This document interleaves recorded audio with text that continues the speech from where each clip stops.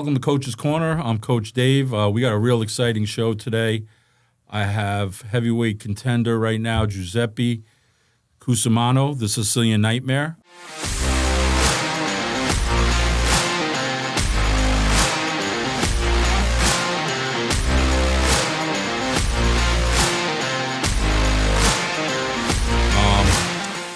He is ranked 4th on BoxRec, 28th in the world, and is number 10 in the NABF right now. Welcome, Giuseppe.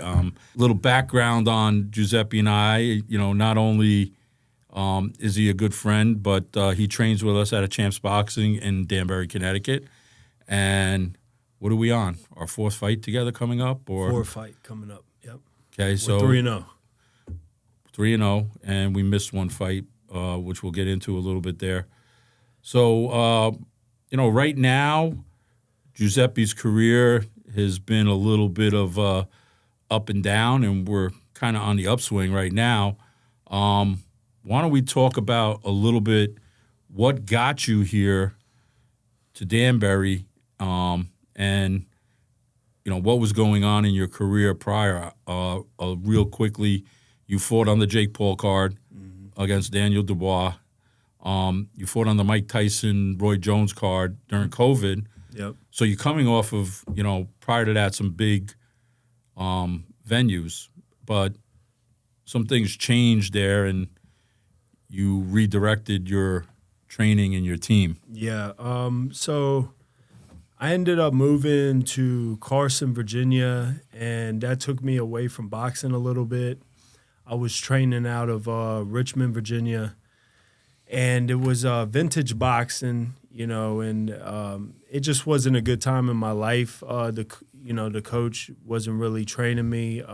Now, they're the ones that you had for the Daniel Dubois fight, correct? Yes. So that fight, for a lot of our fans out there don't realize was on Jake Paul was the headliner of that card. It was on his promotion, MVP Promotions in Cleveland. It was a Showtime event, sold out, 17,000, 18,000 people. Yeah, it was a lot of people. Oh, yeah. Actually, a great opportunity for you to fight that fight, but you had some issues in camp, I guess, getting ready for it. It was a short notice, and it wasn't a team. The team was all over the place. But anyway, it is what it is, and we went through with it. I took the fight anyway, and it didn't work out in my favor. So, I went through depression afterwards, got into things I should have never got into. And, I knew to keep my career moving forward, I needed to make a move. So, believe it or not, Zane calls me. His manager, Kurt, calls me and says, "Hey, would you like to come to Fort Lauderdale, Florida?" So I ended up saying, "Yeah, let's do this." So I flew out, and this is where everything started. I prayed a lot about it for a team to help me with my career, because this is a tough career. You need a good team behind you to, go. Right. Keep going in this career. You have to have a good team behind you that understands you and pushes you to the limits. And so I prayed for all this stuff, and the next thing you know, so I go to Fort Lauderdale. I'm training with Zhang, doing a great job. And then Coach G calls me, and he's like, I moved to Costa Rica. And then I go out to Costa Rica, trained a few weeks. Then I asked Jimmy. Right, so we got. Let's go back to Costa Rica real quick before we get to. So you're with Gareth McCluskey, who owns Farmer Strength. Yes. Who does our strength and conditioning, who's part of our camps and part of our team. But prior to this, you never really worked with him till you went to Costa Rica. No, I worked with him a little bit in Richmond, Virginia. Okay. Pretty much that's all I was working with, right. At the time. But I knew him, and I knew he was a great guy, and he pushed me as much as he could with what he had at the time, But now he took off. Now he's in Costa Rica doing it. But, the training camp in Costa Rica, for everybody who doesn't know, is in the jungle. Yeah. Literally, if we show you clips, and you can go to Farmer Strength or my Instagram or Giuseppe's Instagram and look at some of the clips of the training, literally in the jungle. Yeah. You know, oh, yeah. 7 mile run through the jungle to the Yeah. top of the mountain. Oh, yeah. Swimming in the waterfalls, on the beach. You're training pretty much every 6 hours, or every 4 hours. You're being woken up and you're training. It's a very tough camp. Mentally, you got to be ready. Mentally. So, and if you're not, you're going to get there anyway. So you come back from there, and now your promoter, Jimmy Birchfield with CES Promotion, who is probably one of the better promoters in the game, also a personal friend of ours, and yes, great all-around guy. You're speaking to him to see what your next move is. Yeah, so I called him and I was like, hey, Jimmy, I need to keep this going, because I'm going to make a comeback and I'm going to show the world what I really have. But I need a good team, So he told me about you. So then I headed to you, Champs Boxing. But a little bit in between that, like that. So when Jimmy did call, I was kind of surprised. But watching you prior to that, and saying, man, this, like, I saw the Daniel Dubois fight, and knowing you now, I know that definitely wasn't you. Yeah, it wasn't. Definitely was not you. And no disrespect to Daniel Dubois, we would take that fight again, Daniel, if you want to extend it over. We know you're moving up over there, but we would take that fight, and it would be a different fight today. But I was talking to Marcus, who had worked for Jimmy at CES, and I said, there's gas in the tank in Giuseppe. I said, and I didn't know you at the time. I never spoke to you. I watched tape of you. I'm watching. I'm like, and obviously then Jimmy called, and here we sit today. Yeah. Our first camp was the fight at Twin Rivers. Yes, against the Brazilian. The Brazilian kid. And, what was your expectation coming here?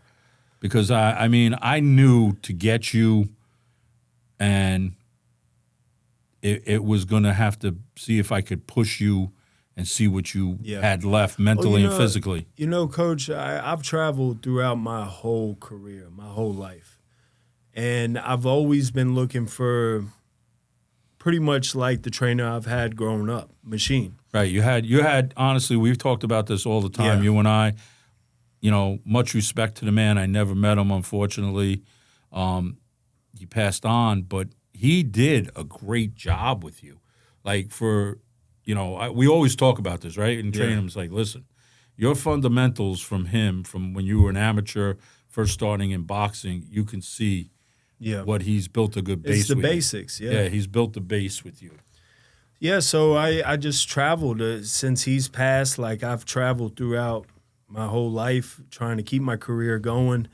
And but I found, like I said, when I came here, it was like, we had G, the strength and conditioning.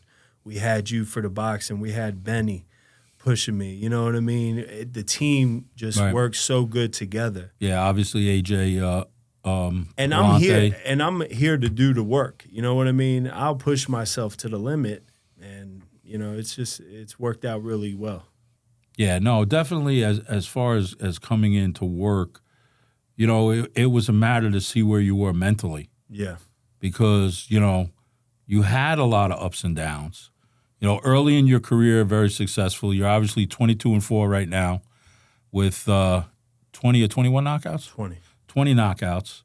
You're on the uprise. You've been, like you said, in camps. You've been around working with different heavyweights. We needed to see where, mentally you were. Were you ready to, take the next step? And as a fighter, when you're riding high, it's easy to stay there and be going to the gym. And you know what? It's when you get knocked down a little bit, what are you made of? What are you able to do? How do you come back? But getting back to coming here to Danbury and your expectation, being in other camps and being with other fighters, were you surprised at what you were being exposed to on a regular basis as far as the training, the fighters that we had accessible to you, the gyms that we were going to? was it more consistent for you? No, it was weird. I saw it all before it happened. Like, I knew I needed the tough sparring. I knew I needed to be where a lot of great fighters were. And I knew all this stuff that I needed. So when it came, when you gave it to me, I was ready for it. It was tough, but I pushed myself through it. And that's what made me a better fighter, bringing back what I really have inside.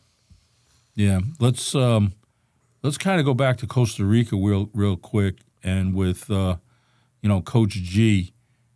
When you first got there, what was it? Tell me, because I haven't been there yet. And seeing videos and obviously talking to G and talking to you, yeah, and Vinny Carrito, who has been down there and trained with G. What happened when you first come off the plane and here you are? You're here for 2 weeks now, and it's so beautiful. When I got off the plane, it was beautiful. We had some really good coffee, and I'm looking at it as a vacation almost. Here I am coming from Florida. I'm like, oh, I'm in Costa Rica now. I'm feeling good, and it all started like G's waking me up every 4 hours. Every 4 hours to do a workout. Even throughout the night, he would take me to the ocean at like 2 a.m. You can't see nothing. Yeah, you guys had the little lights on your head running on the beach. But you can't see nothing outside of that light. So I'm thinking about all the wild animals Costa Rica has. It's got, the tigers and all this stuff, the cats out there. It was freaky, but I pushed through it. It was an experience for sure, and I can't wait to go back. Yeah. How was it training in the heat there? Because obviously... Very tough. Very tough, especially when you're going up the mountains and there's no oxygen up there. Right. Like, and you got to keep going. And G's just incredible.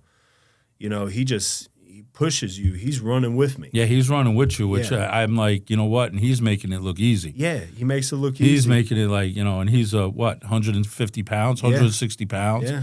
Soaking wet, and he's 3 steps ahead of you. If it wasn't for him, I wouldn't be able to do those workouts. You know what I mean? I would stop way before. But but he's an animal for sure. Well, I think he told you that there was coffee at the top of that one mountain, and that you had to go. Yeah, he did. But then you had to run back down. Yeah. Through the waterfalls. Through everything else. Now you're working down there with Poncho at Hermosa Boxing also. Yes. Get to see some of these, young kids down there that are very, very hungry. That had to motivate you to come back and say, I'm ready. I'm ready to do this. Yeah.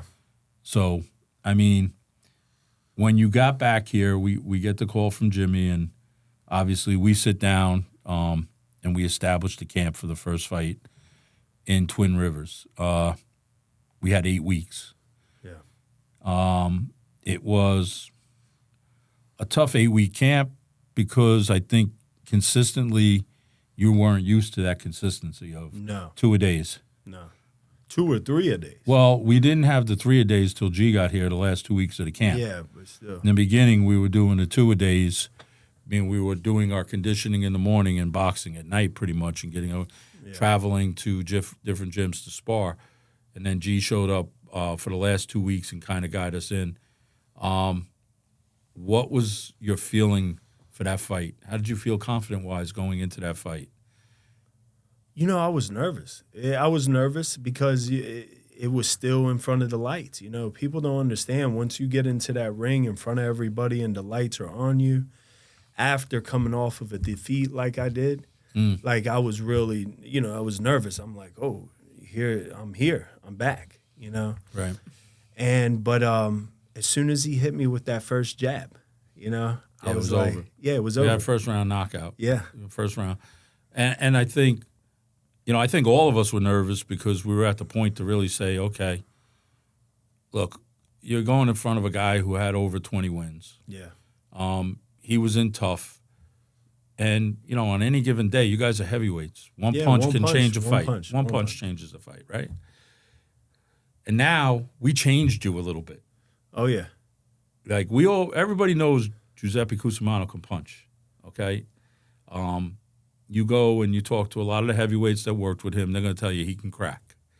But we made you get out of your comfort level and start boxing, which they don't realize that you can box also, that you're not just a big guy out there with one punch, that you can actually move and you're an athletic person. I mean, not besides boxing, you're athletic as far as, you've played basketball, you played football, you're a good golfer. So now we're all sitting there holding our breath saying, man, and he came out a little aggressive, and I said to Benny in the corner, the guy threw the first jab at you, I said, like, is he crazy, this kid? What the hell's the matter with him? And then you just were like, okay. Yeah, it woke me up. It woke you up. Yeah. And then all of a sudden you settled down, and the right hand came out. The right hand, boom. And perfect timing. And that was that. So now you're back. Yeah. You get a win. You feel comfortable again with yourself. You're starting to say, okay, my confidence is starting to build. You're in your head. And now you're back being relevant in boxing again. And we actually start training again. We get a call for late in the year to fight a Mohagen. Mohagen, yeah. Ventura, right? Ventura. We fight Ventura. No, that was early in the fall. Oh. Was that early in the fall? I thought that was the second fight we had. The second fight was Ventura. Okay, yeah, I'm getting ahead of myself. I'm sorry. The third one was supposed to be against the Bernard. No, Bernard. Bernard. I forgot. Yeah, I think that's his. Yeah. And obviously, now we have a second fight under our belts, and we've been training, and you're seeing consistent sparring. You're seeing, everybody in the tri-state area. Cassius Chaney, Jarrell Big Baby Miller. We're going with Otto Wallen on a regular basis. Zhang again, who's fighting Joe Parker March 3rd for a title eliminator. March 8th. Yeah. Okay. And we're currently working with him right now again. Yes. So you're starting to hit your stride. I thought the Ventura fight, you went in, you were a little calmer, you were ready to go, and you could start to see the change. How did you feel in that fight? I felt good. I was, we started getting even more serious in camp, so we started picking it up. I just wanted to finish him quick. He took a couple of. He lasted to the second round, didn't he? Yeah. Yeah, you went to the body with him. Yeah, I went to the body. He had a hard head. He was moving around a little more than he ended up going to the body with him and stopping him in the second round. Yeah, I just I was hungry in that fight. I just wanted to get it done. Yeah, obviously fighting in Mohagen, it was a good crowd. It was a good coming out for you to be back on the main stage and start to let everybody see the changes that you were going through as a fighter and how you were growing as a fighter. And I know Jimmy was excited on that card too. It was that was a late summer fight, I believe. That was the summer, right? Yeah. Now we lead up to the winter fight, which we get the call from Bernard, which was going to be a tougher fight. Yes. Probably since the Dubois fight was going to be a test for you. We had a little shorter notice on this fight. I think we had 6.5 weeks to get ready for this fight. Yeah. But it wasn't really matter because you were in shape, but really didn't have to do too much. We needed to. But unfortunately, you pull out of that fight, you catch COVID 3 days before, which from camp, it might have been a little more because you were fatiguing, but you trained like through camp being sick, and if you didn't go to the doctor or the hospital that Wednesday, probably still would have took the fight. Yeah, oh yeah, we would have went. We still would have went to the fight, and it was a good thing because, we didn't want anything physically to happen to you. Yeah. But, with that fight, we have a little letdown now because now we've lost a little momentum. Yeah. Now you have to go back, and you took a couple of weeks to recover and be cleared. Obviously back in Virginia, you're working and you're training. And, trying to stay relevant and let Jimmy do his thing. We get a call to fight in June. Adam Kornacki in the Garden. Yeah. And we have plenty of time to get ready for this fight. So you drive back to Danbury. Oh, yeah. Okay. Right away. G meets, so when we do camp, we're doing camp where we all live together. We live for the 8 weeks together. Yeah. Getting on each other's nerves. Yeah. And, eat, train. Yep. That's Pretty it. much, we're in close quarters. There's no going out. There's no socializing with the exception of people in the gym and other fighters. We go out to eat. Thank God we got great support. John's Pizza. Oh, yeah. Everybody in the community, who support you as far as when you're here and fighting. You've made this your second home. Now we're getting closer to the fight, and everybody's getting a little edgy. Everybody's getting on each other's nerves. And that was a very, very tough camp. I mean, every single day. We were in mid-camp 3 times. You were, obviously running, swimming, doing your conditioning, and we were boxing. I think we boxed over 60 rounds for that. And strength training, Yeah, your strength training early with along with your swimming, recovery. Shout out to Jenna at Newtown for all the recovery work and breathing work that she helped us with. Yeah. The ice bath. Ice bath. Daniel Amesbury at the hockey rink. I mean, so many people helping us prepare for this. Joe and Sue Ann at Foundation, Nirvana Water. All shout-outs to them for being supportive in camp. Yeah, thank you so much. You know what I mean? Manny at Raised by Wolves for apparel and stuff. My guy Al at Proze. I mean, so many people have become supportive of you in our community. And obviously, big fight for you. How did you feel walking into that? Because this is the one that's going to, Adam Kornacki is definitely a tough, well-respected very tough guy. Fighter. He's had, great fights with Helenius and Desmarian. And he's got something to prove, too, coming into this fight with you. And we're fighting in hostile territory again. Yeah. A lot of boos when I came out. A lot of boos. And big Polish, fighting on the zone, Eddie Hearn's card.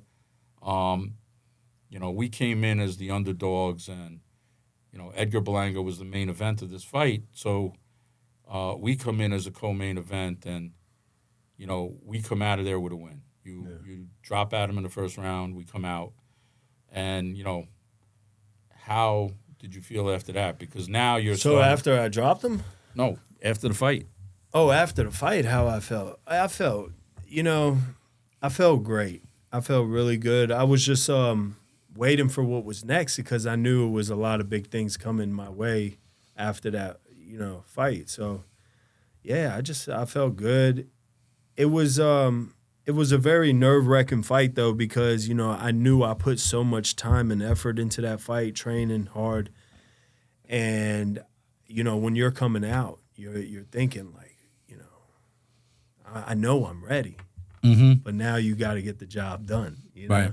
Well, and then, look, you got an opponent out there that he's, a fan favorite out of New York, won the Golden Gloves, high-level professional, can punch, knows his, So now you got to take everything that we worked on in camp and execute it. Yeah.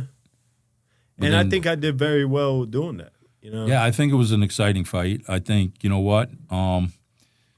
we did not take Adam lightly because he is a dangerous fighter. And, now we're in a waiting mode for CES to kind of get the right opportunity for you. Yes, sir. You've been busy. December you were in camp helping Deontay Wilder for his fight in Saudi Arabia on against Joe Parker, right now you're with Ziel Zhang, who's fighting Joe Parker also Yes. in Saudi. I mean, the Wilder camp, I think, kind of showed you that you're on this level. What do you think? I mean, that with him, he is,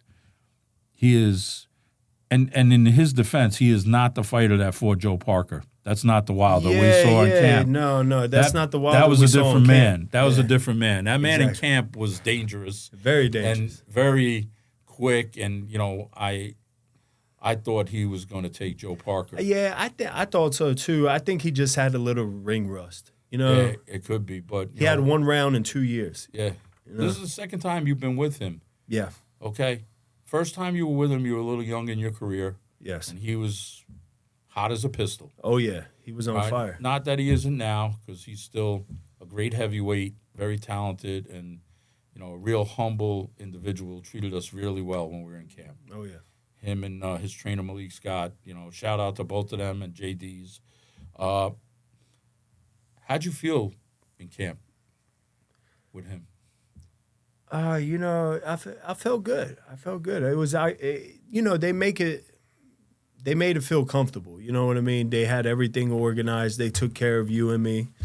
Yeah, but how did you feel about you're sparring with him? All that was great. Yes, they're very professional. Everything is great. Yeah. But it comes down to that man's getting ready to fight, and you're in the ring with him. And Yeah, he's throwing bombs. Yeah. He's throwing bombs. Yeah. And not to take anything away from you, but you got to be aware with that man. Yes, you do. Oh, you just it's in the blood. You just do it. Do the best you can. Now, did you walk away saying, I'm on this level? Yeah, of course. Did you walk away saying, you know what, and I'm up here with these guys. I can hold my own. Yeah. With a good camp and good preparation, I can be, I could be a champion. Yeah. Yeah. It's all about putting the work in. We put the work in. We set up the camps.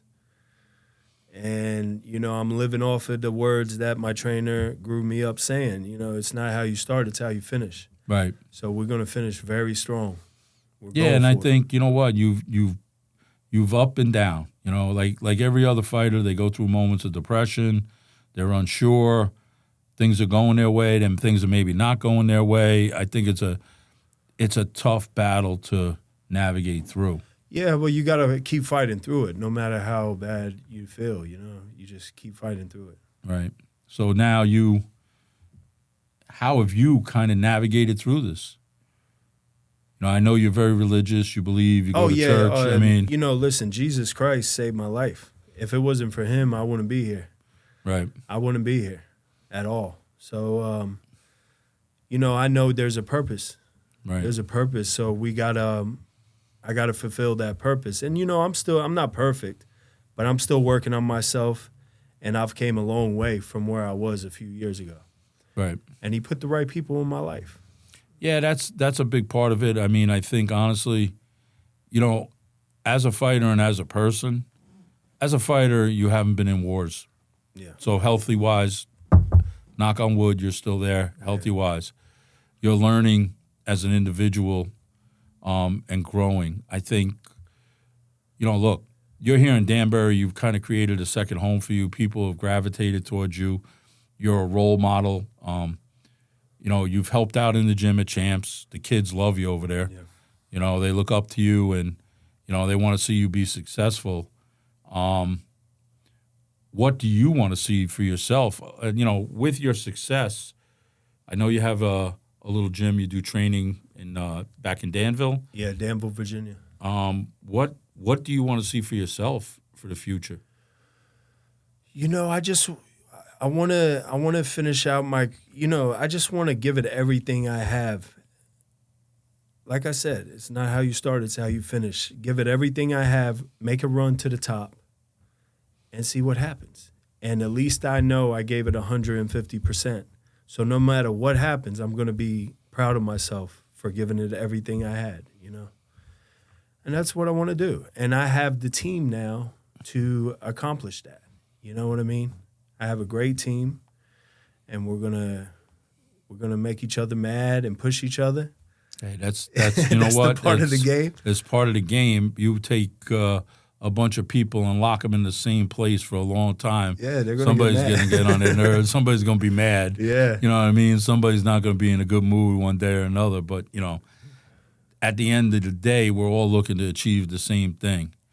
You know, as far as you know, your career and you as a fighter, who would you look to target next? Who would be on your radar as far as if you had the choice and they said Giuseppe? Well, if I had the choice, I wish I could just go ahead and get the fight for all the belts. You know what I mean? Of course. But I know it doesn't work that way. So next fight, I mean, really, anybody in the top 10, I would take. You know, I would have to sit down with my team, you know, and see what's the best option. You know, this is a dangerous sport. We have to make sure we make the right moves. You know, Right, especially now in your career, you know, every fight has a meaning for you now. Every fight, not that they didn't before, they have a little bit more meaning right now. And I think, you know, from a personal level, I think, you know what, we've talked about different people out there. You're pretty much saying you're ready for an opportunity, whoever wants to give it to you. Yes. You're ready to, you know, if any of the big names call you or say, hey, they call Jimmy and say, you're ready to go. Yeah, I'm you're ready. You're ready to go.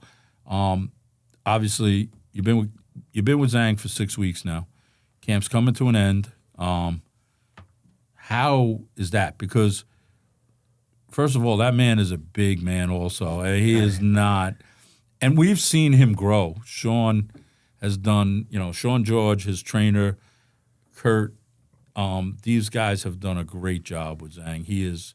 We've seen him in the beginning. And he's not that guy. Yeah, he's not that guy no more.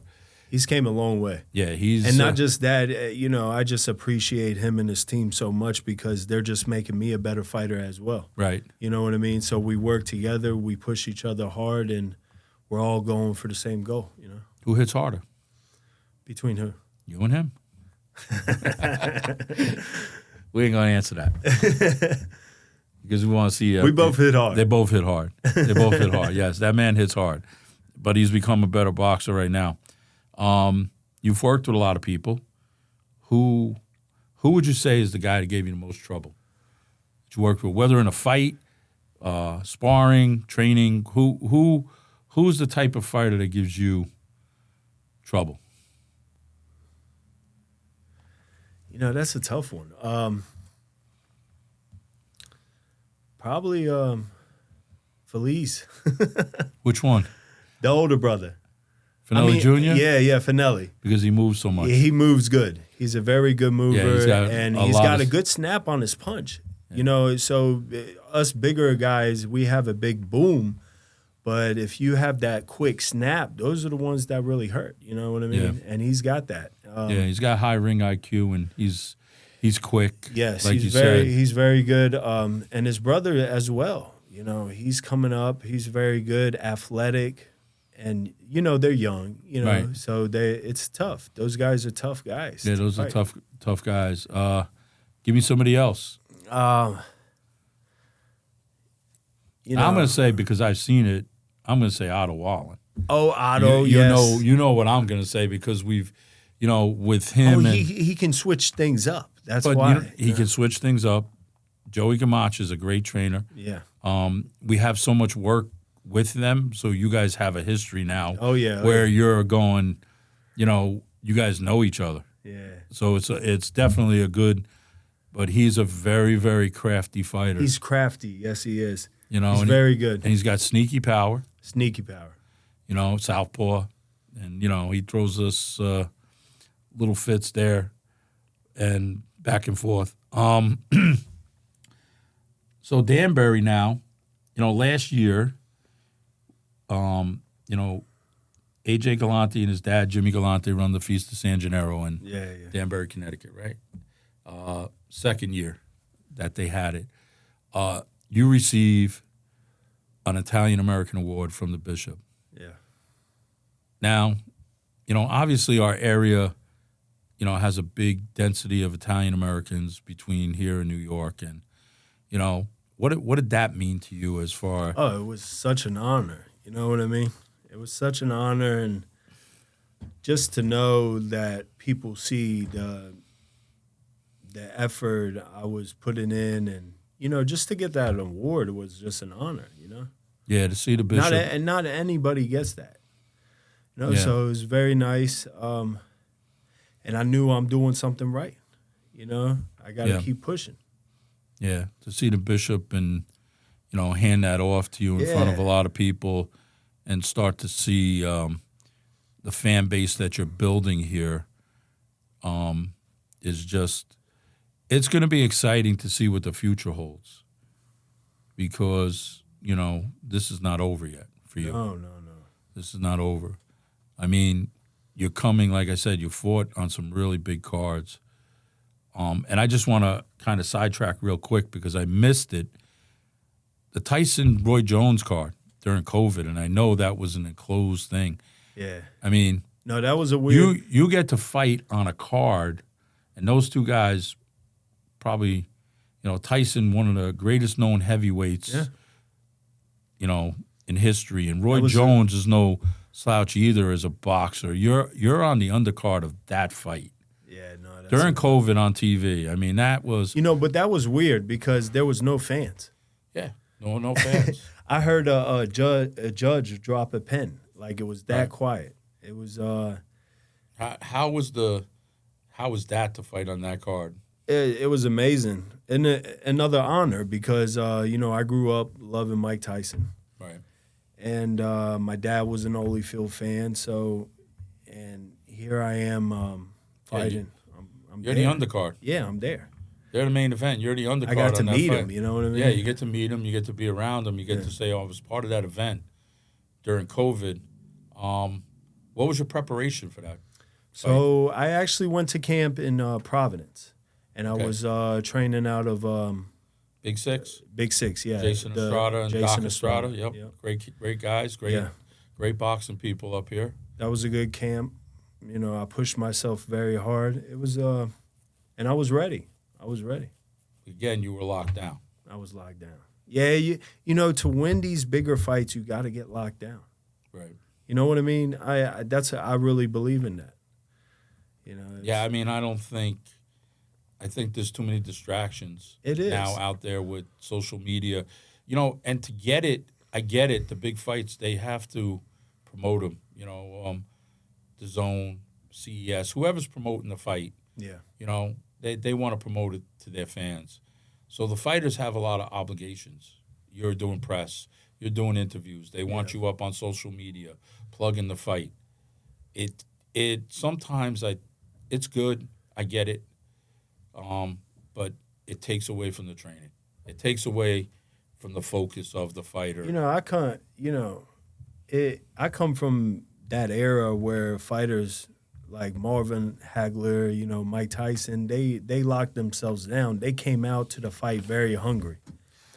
Well, also, there was no social media, whereas, like, I come out of that area, there's no social media. Those guys went to camp. Maybe the newspapers picked it up. Maybe the press went there, depending. But usually they disappeared for 6 to 8 weeks. Yeah. And then surfaced up the week before the fight. That's right. So, they were away from their families, away from their loved ones, usually in a camp, wherever, away from where the fight was going to be. No distraction. Eat, sleep, and drink boxing. Yep. That's I feel like that's the only way I can win these bigger fights is if I get locked down and give it my life. That's the only way I believe I can succeed and go to the top. Yeah. No, I like that theory. I mean, I think it's definitely something. It's a sacrifice, but you got to make it.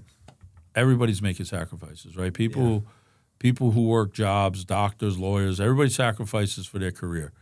You're talking about 8 to 10 weeks being away from your family, getting ready for a fight. Oh, yeah, it makes you hungry. That's how you make your money. That's right. Makes you mad. Oh, it makes you mad because well, it's a good thing you don't have to cut weight because at least you could eat and you could be happy when you're eating. You know what I mean? I give it to those guys.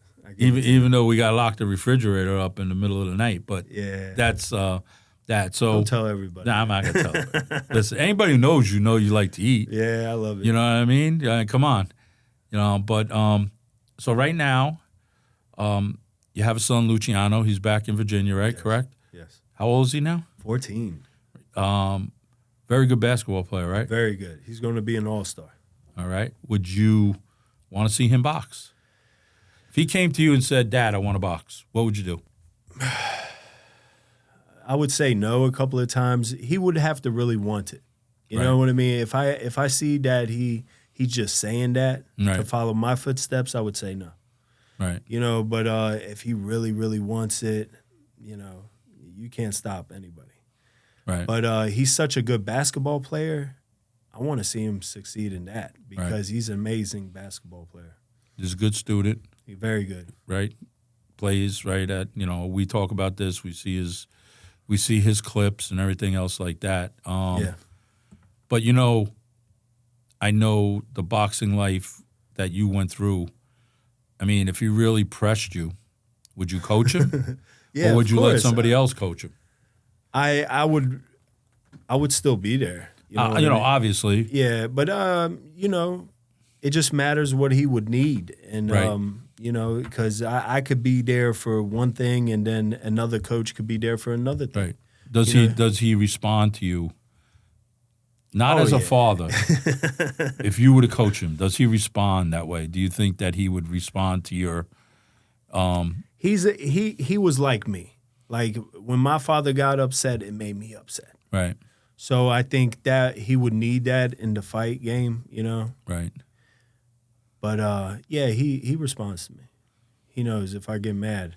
Yeah, I know the father-son. I know the father-son dynamic is a tough dynamic, especially with boxing, because you're not only a trainer, you're the dad also. Yeah, it's a lot of love involved. Yeah, you're worrying about the well-being of your son. Not that as a trainer you're not worrying about your fighters, but it's different when it's your son or your daughter up there training with you. Obviously, we'll see where we're going to be in the future with some conversations with Mr. Birchfield and CES. How did you end up with CES real quick also? So, it was another period in my career where I wasn't fighting for a while and I was looking for a promoter. Or I had the promoter, Don Elbon. Right. So I was, but he wasn't my promoter no more. And I was training with Lux Boxing in Danbury, Virginia. And I really needed a promoter to take off with my career because I had, I could fight. But I needed the fights. And you got to have a good promoter to get the fights. And, Marcus, who did he talk to? Rich Capola? Well, anyways, he got to Jimmy somehow. And then, me and Jimmy took history. Yeah, the rest is history. We took off. Yeah. We took off. Look, he has made a lot of big fights. He just had Jermaine Ortiz fight Teofimo Lopez. Yeah. A lot of people unsure of the outcome of that fight. Could have went either way, but he definitely is somebody who can put his fighters in front of big fights. He's done it with you already. He'll do it again, obviously. Once everything is makes sense for you in your career as far as what you're going to take and what opportunities are going to come. But the heavyweight division right now is, it seems like it's heading over to Saudi Arabia. All the big fights are seeming to end up over there. Yeah, I feel like they're doing a great job out there. I mean, it seems like after every fight, the landscape of the heavyweight division changes. Yeah. Okay, so now we have Fury and Usyk. They're not fighting till March or May? May, yeah. Okay, due to Fury's cut over his eye. We have the fights coming up in March. I mean, the fighters in Europe and England now are starting to get a little momentum.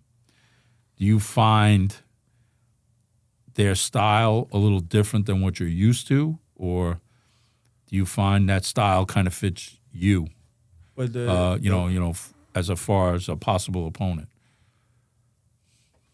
Really, that's something we would have to sit down and discuss and see. You know what I mean? Yeah.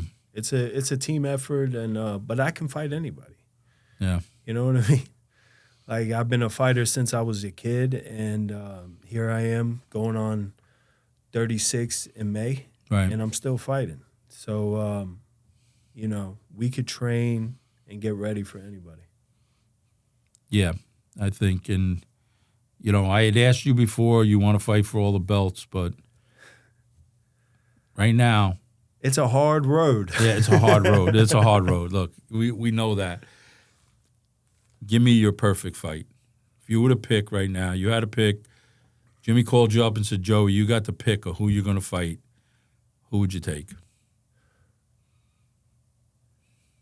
I would like to fight Joshua or Tyson Fury. Those are the two big names right now. Usyk would be a good fight. I mean, all the top guys, just to see, because I would give it everything I had. Right. You know what I mean? And that's, I just would love, it would be an honor. Yeah. And I would give the fans what they want to see, and that's like someone coming for it. Right. Now, we haven't seen an Italian heavyweight since Rocky Marciano. That's what I'm talking about. It's a real Rocky story. Yeah, it's a real Rocky story. Give me that shot. Yeah. I mean, look, he finished his career undefeated. A lot of people, I did not get to see him fight. He was before my time. I've seen films. You've seen films. Oh, yeah.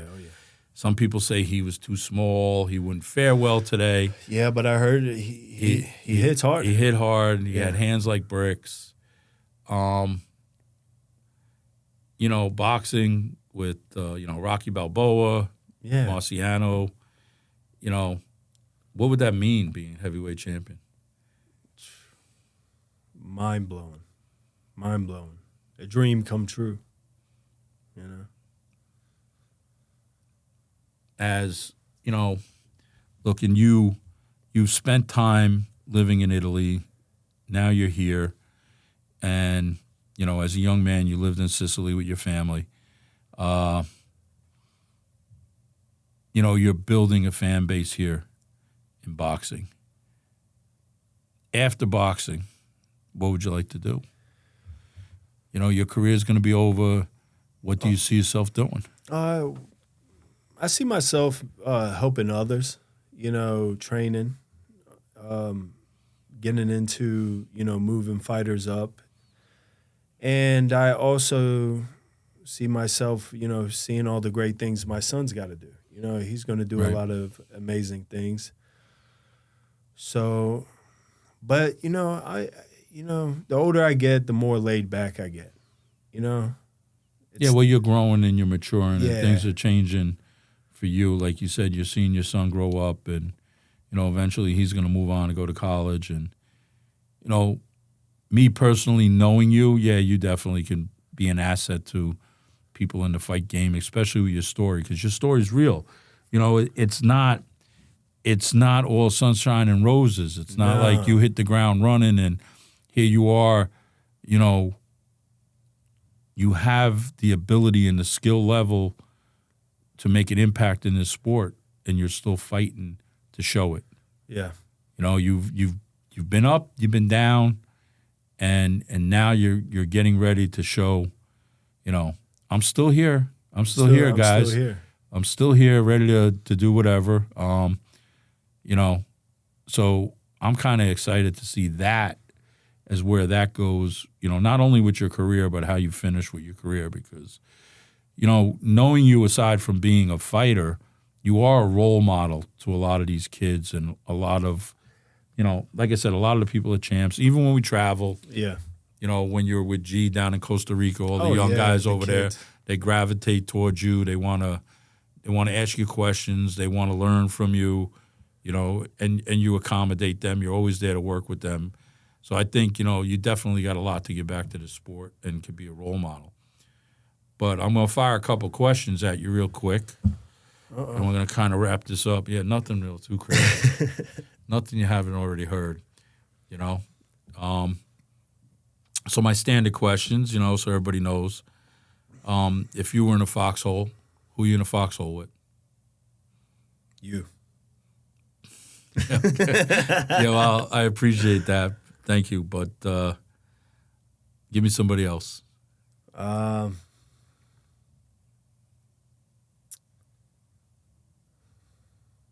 I don't know, Coach. All right. You know what I'm saying? All right, so we'll go to your next one. You get 3 dinner guests. Past, present, it doesn't matter. You pick them. Who do you want to sit down with and have dinner with and have a conversation with? My nonna from Sicily. Right. And Rocky Marciano. You know? Awesome. Yeah. Awesome. So we're going to kind of wrap this up. Once again, Juiseppe, thank you. I appreciate you coming on, Coach. Taking the time out of your training to be here for me. Juiseppe Cusumano, a.k.a. the Sicilian Nightmare. You can check him out on Instagram. You can check him out on Facebook. Look for dates for the next time he's going to be fighting. Also on CES Promotion with Jimmy Birchfield. Look at their site. They will give you information on him and his next fight dates. I want to thank you. I want to thank Ian Bick for helping us here with the podcast, Nirvana Super, and everybody else that supports us, Champs Boxing, AJ Galante. We'll catch you next time on Coach's Corner.